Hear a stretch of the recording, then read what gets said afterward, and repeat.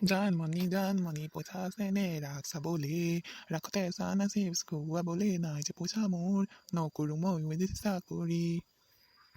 হা কি লেটেষ্ট গান গালি অ'। এইবাৰ এখন ছোৱালী দেখিলেই হ'ল ডাইৰেক্ট নাম্বাৰ খুজিম। এইবাৰ তেতিয়াহ'লে তই বহুকেইজনী ছোৱালী চেনেলৰ নম্বৰ পোৱাটো খাটাং। কোনে কাৰ চেনেলৰ নম্বৰ পাব? ছাৰ আপুনি এইবোৰ বুজি নাপাব, আমি ৰাসৰ আলোচনা কৰি আছোঁ। গুড মৰ্ণিং হয় নেকি? ঠিক আছে দে বাৰু। Good morning. তহঁতি জাননে সকলোৰে ভগৱান কোন? জানো ছাৰ, জুবিন গাৰ্গ আকৌ। ছাৰ আপুনি গমেই নাপায়, তেওঁক সকলোৱে ভগৱান বুলিয়ে কয়। হয় নেকি? ঠিকেই আছে দে বাৰু।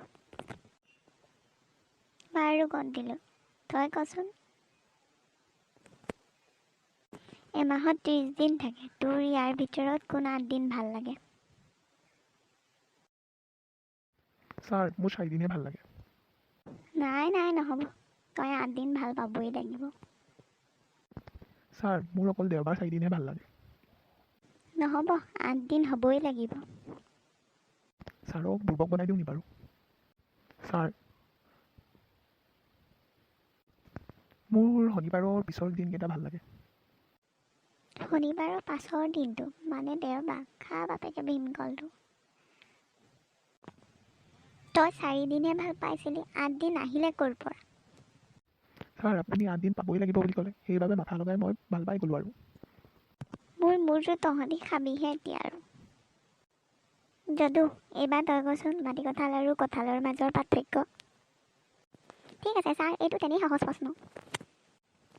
প্ৰথমটো হ'ল, আমাৰ ঘৰত মাটি কঁঠাল 3জোপা আছে আৰু কঁঠাল গছ এজোপা আছে। তাৰপিছৰটো হ'ল, আমাৰ গাঁৱত কঁঠাল গছ অকল আমাৰ ঘৰতে আছে, মাটি কঁঠালৰ গছ সকলোৰে ঘৰতে আছে। খালি এয়া পাৰ্থক্যই হ'লনে বাৰু? ৰমেন, তই কচোন ৰাসত শ্ৰীকৃষ্ণই সকলো গোপীৰ লগত কিয় নৃত্য কৰে? ছাৰে সেইটোও নাজানে। কাৰণ শ্ৰীকৃষ্ণৰ ছোৱালী পগলা আকৌ, সেইবাবে সকলো গোপীৰ লগত নৃত্য কৰে। মোৰ উত্তৰটো হৈছেনে বাৰু ছাৰ? ৰহ, মই ভাবিব লাগিব, ভাবি কাইলৈ ক'ম। এতিয়া তহঁতি যা। Okay sir. মইও যাওঁ, মইনো থাকি কি কৰিম।